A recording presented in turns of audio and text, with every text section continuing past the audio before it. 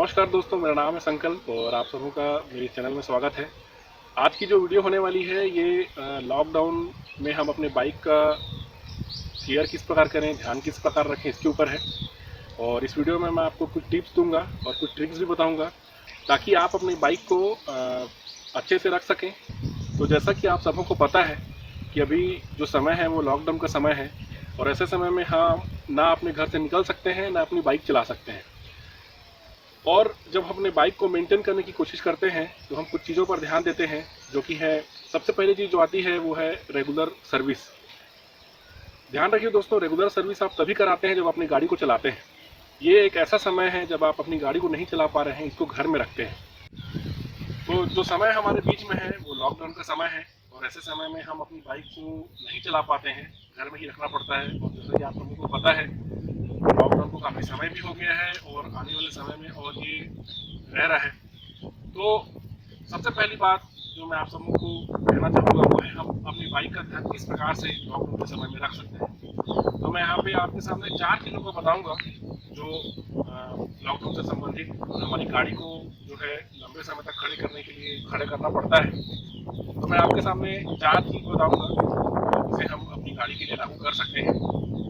पहली है कार्बोरेटर, दूसरा है क्लच प्लेट्स, तीसरा बैटरी और चौथा स्टैंड। तो ये 4 चीज़ें हैं, 4 पॉइंट मैं आपके सामने इस वीडियो में रखूँगा। तो दोस्तों, जो हम आज बात करने वाले हैं वो रहेगा रॉयल एनफील्ड बाइक्स के ऊपर।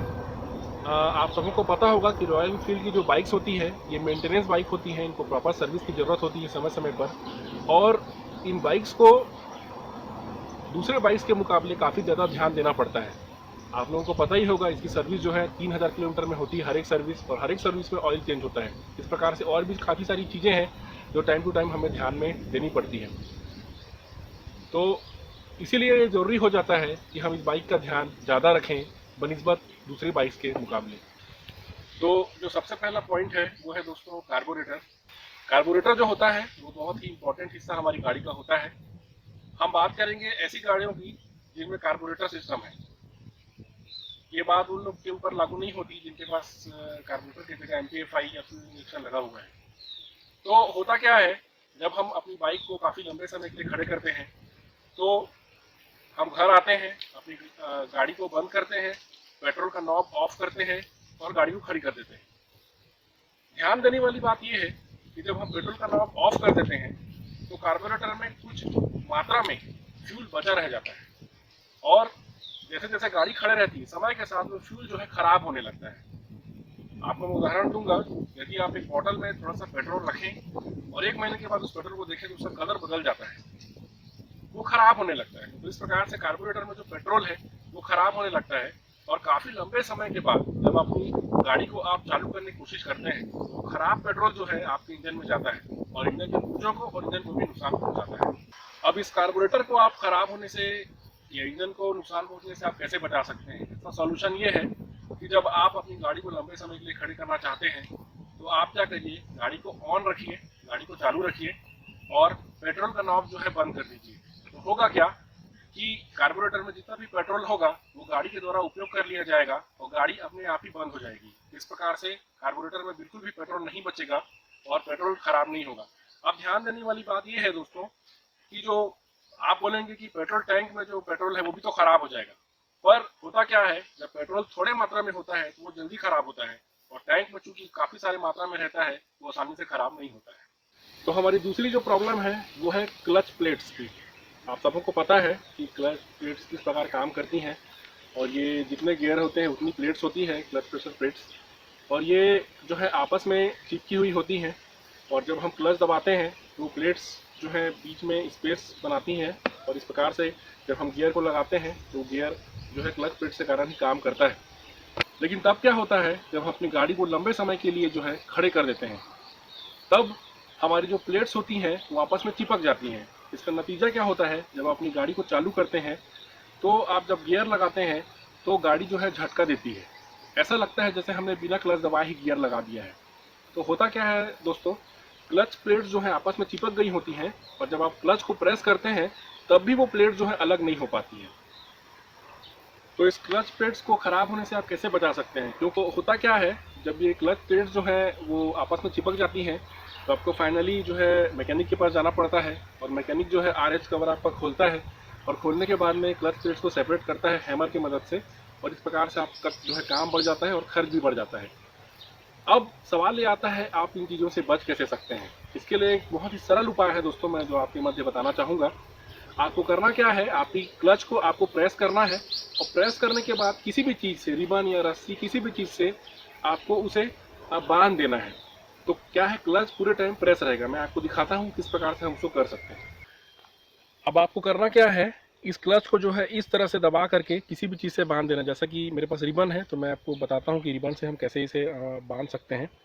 तो सबसे पहले क्या करना है, आपको क्लच को इस प्रकार से प्रेस करना है, और इस रिबन को जो है एक दो बार यहाँ से लपेट लेना है इस प्रकार से,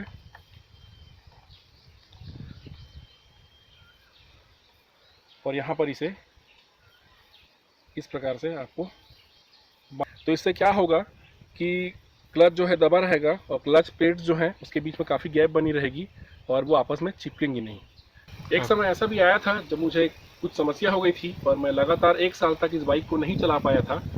ऐसे समय में मैंने इस क्लच को भी हैंडल से 1 साल तक बांध के रखा हुआ था, और 1 साल के बाद जब मैंने चालू किया तो ना क्लच चिपका था, ना किसी प्रकार की कोई समस्या आई। तीसरी जो समस्या हमारे बाइक्स में आती है वो है बैटरी। बैटरी जो होता है ये गाड़ी का बहुत ही इंपॉर्टेंट हिस्सा होता है। इसके बिना कोई भी इलेक्ट्रॉनिक की चीज़ें हम नहीं चला सकते, ना चलती हैं। और लंबे समय तक जब हमारी बाइक खड़ी रहती है तो हमारी बाइक की बैटरी डाउन हो जाती है, और हम इलेक्ट्रॉनिक जो चीज़ें हैं उनको उपयोग नहीं कर पाते हैं। जैसा कि आप लोगों को पता है कि आजकल की गाड़ियाँ जो होती है वो इलेक्ट्रॉनिक होती हैं, और इसे ऑन करने के लिए भी भले ही आप किक से ही क्यों ना ऑन करें, किक से ही आप क्यों ना चालू करें, लेकिन बैटरी का कुछ ना कुछ पावर इसके इग्निशन को ऑन करने के लिए जरूरी होता है। तो इस प्रकार से बैटरी हमारी गाड़ी के लिए बहुत ही ज़रूरी है। यदि आपकी बैटरी पूरी तरीके से ड्रेन हो जाती है तो आप इसे चालू नहीं कर पाएंगे। तो आप इस समस्या से कैसे बच सकते हैं? आपकी बाइक लंबे समय तक यदि खड़ी रहती है तो आप हफ्ते में एक बार अपनी गाड़ी को 10 मिनट के लिए चालू करके छोड़ दें। ध्यान रखें, आप चालू करने के बाद एक्सीलरेशन ना करें, ना बढ़ाएं। आप उसे आइडियल आरपीएम पर ही 10 मिनट के लिए छोड़ दें। इससे क्या होगा कि आपकी गाड़ी की जो बैटरी है वो चार्ज भी हो जाएगी, और आपका इंजन भी प्रॉपर तरीके से काम करता रहेगा। और यदि आपकी गाड़ी में ड्राई बैटरी लगी है तब तो कोई बात नहीं है।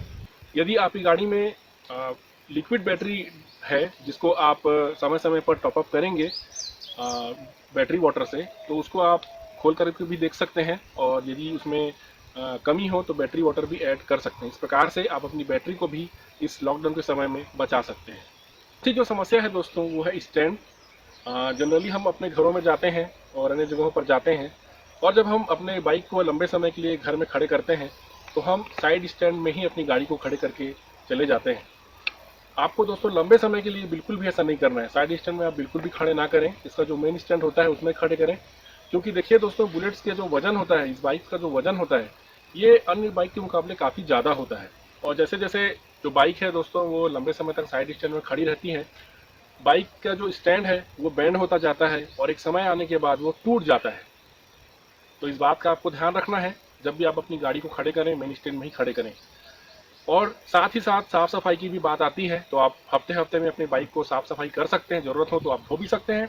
और मैं सजेस्ट करूंगा दोस्तों कि यदि आपके पास कवर हो तो अपनी गाड़ी को कवर करके ही रखें, ताकि और भी चीज़ें जो हमारी गाड़ी को नुकसान पहुंचाती है, जैसे चूहे हो गए, इस प्रकार की चीज़ों से आप बच सकते हैं। तो दोस्तों, ये थी कुछ चीज़ें, ट्रिक्स और टिप्स जो हैं, आप इसे इस्तेमाल करिए।